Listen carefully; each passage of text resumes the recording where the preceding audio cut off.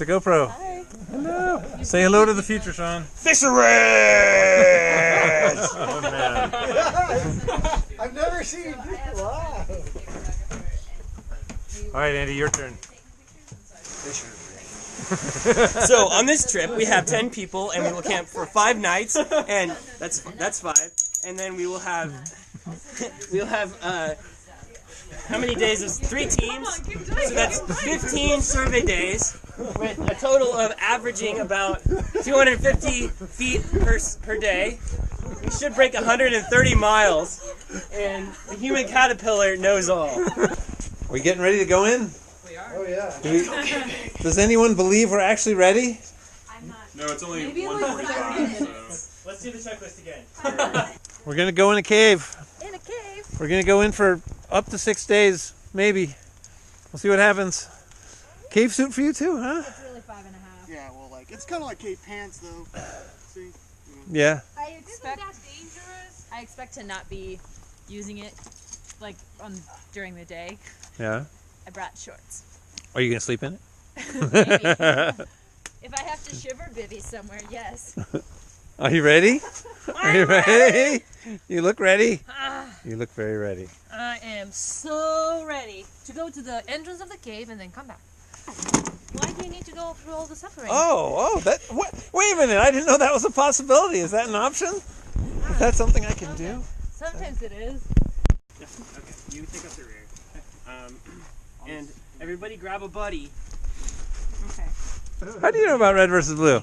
You guys are very cute in your red versus blue. Excellent. We're about to go in. Nice. Andy, it's also mostly blue. You've got the sort of New York City black thing going on there. This is Riley coming down the very first drop.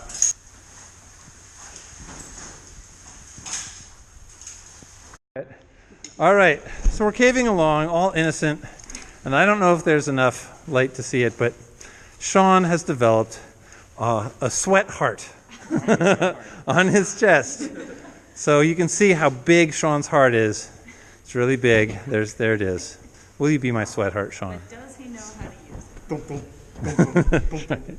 They say that his heart grew 3 sizes. Here we are in camp. Some planning is going on. Some kind of planning. A little aid climbing gear up there. Lots of metal. And down there, if you can see it, is our camp. A lot of people are camping. There's Sean's nest right there. My nest is back there. And then we've got a bunch of people down in this other passage.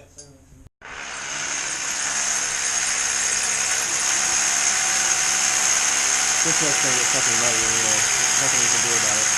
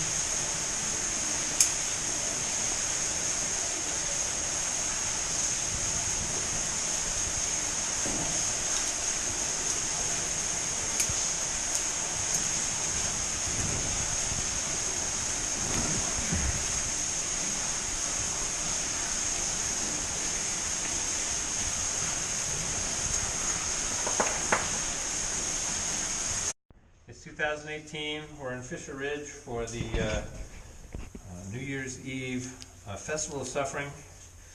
I'm with some fine gentlemen who are teaching me. Say hello, gentlemen. Hello. Hello. Yeah, there you go. And they're teaching me how to do a hanging traverse. And it turns out not to have been trivial. We had to not put two bolts right next to each other because there was a very questionable ceiling farther back. And so we've got our backup there. That's probably a 3-foot fall for me if the ceiling pulls out. And now we're going into our midpoint here. And from the midpoint, we're going to try to get straight over. We'll see how that goes, and into the far passage. So that's what's going on. And below me is about, I don't know, 12, 15 feet maybe. So we're just trying to make it safer for people who are trying to get past here. So here we are in the other world. That's right where we came out of there. Right now Sean and Steven are working on re-rigging a rope drop. And Lee and Irina are talking about maybe going to rig some traverses. I'm lying on my ass with projectile diarrhea. And I'm actually quite a mess this trip. My kneecaps are pretty much braided down through the skin. And yeah, it's like that. It's like that. That's how it is. A wedge. So we decided on our redirect So like at the or bare relay. Redirect. Cool. And when you're aim climbing, you roll quite a bit so you can be sure that you. And then instead of this ugly natural, we did the Right. equalized. That looks nice. Steven is getting a little sketching practice in. And Sean is acting as sketching coach. Well, John had talked about rigging a traverse. We'll probably just drop down into this canyon below. But I was just astounded to see these elephant tracks here. They climbed up this steep slope. And then you can see elephant tracks going along on this practically 45-degree mud slope. It's pretty amazing. It's ballsy.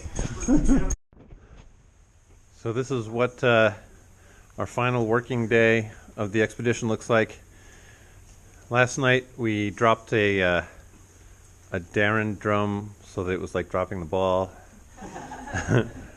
And we've had a little bit more illness than we would have liked. But today everything will change as Giant Borehole is discovered. Here we are in Laura's Dome. And we're doing an aid climb. We have made it here. We have made it to the relay point, and here's what that looks like. So there's 2 bolts. 1, 2. Oh, there's 3.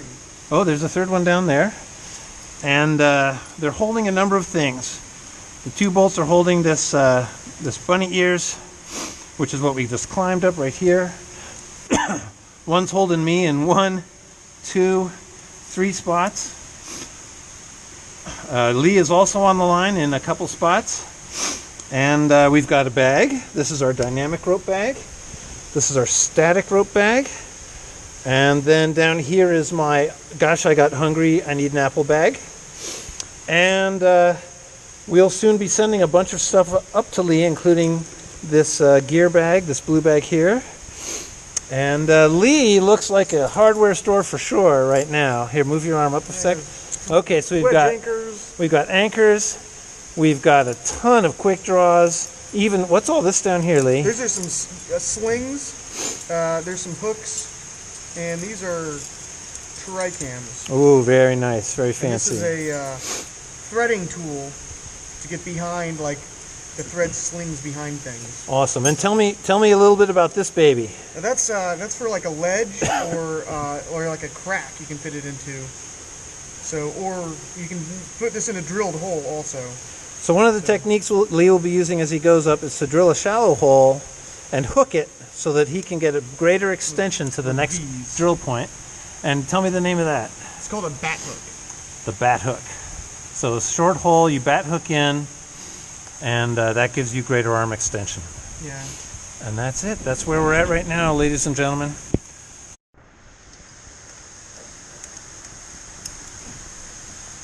So I've got Lee on a dynamic rope, just like this.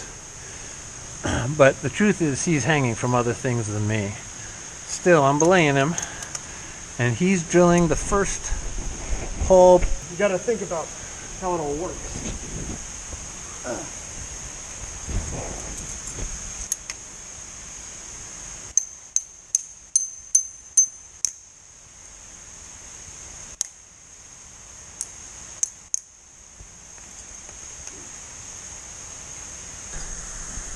That's what we're seeing across the pit. And there's what's below us. Going up a couple bolts. And there's what it looks like. Bolt with quick draw. And he's using the étrier to ascend. He clips it to each bolt and then climbs up it like a ladder. And drills another hole just like he's doing now. All right, here's a quick progress check. There's Lee. He's put in 1, 2, 3, 4, 5, 6, working on his 7th bolt. And there's the static rope orange hanging from him. And ooh, excellent, Lee. Thank you. There's the top of the lead where he's aiming for. And way down there is Sonia, who has been diligently mapping this large, complex, multi-entrance dome. So Lee has set the rope up at the very top in what I imagine will become our durable, permanent static line. And now he's coming down, setting a rebelay, it looks like. And this is what we're going to use to get up there from now on. Nice, we got a conga line going here. We don't just cave, we conga cave, baby.